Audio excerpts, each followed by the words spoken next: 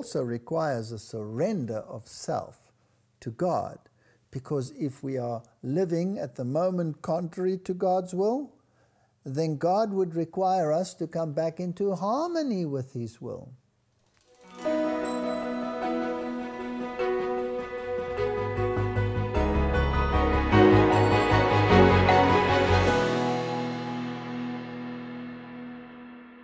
I'm always fascinated when people believe that grace is a ticket to heaven.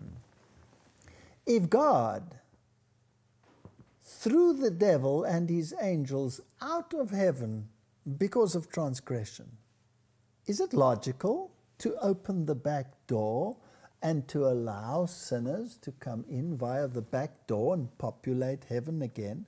Wouldn't you be perpetuating the problem? If sin has to be removed from heaven, then sin will have to be removed from the soul temple before it would be safe to permit an individual back into heaven. God is on trial.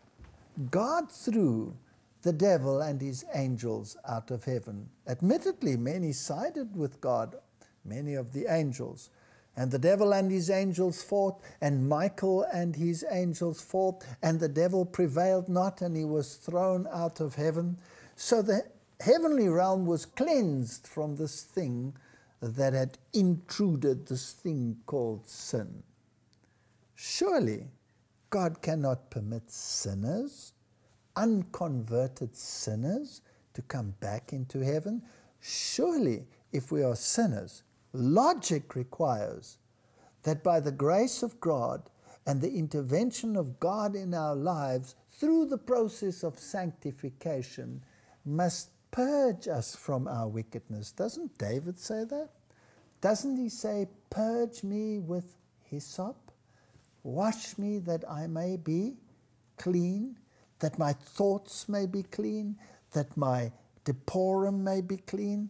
I want to be righteous. I want to be right with God. A religion that allows people to continue as they had before they were converted is not a religion that we find in the Bible.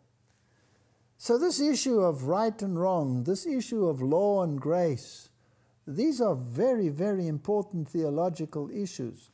So if Jesus paid the price, and Jesus requires the death of the individual in him and a resurrection in him so that we may be renewed in our mind and in our thinking, so that we may be safe inhabitants of heaven.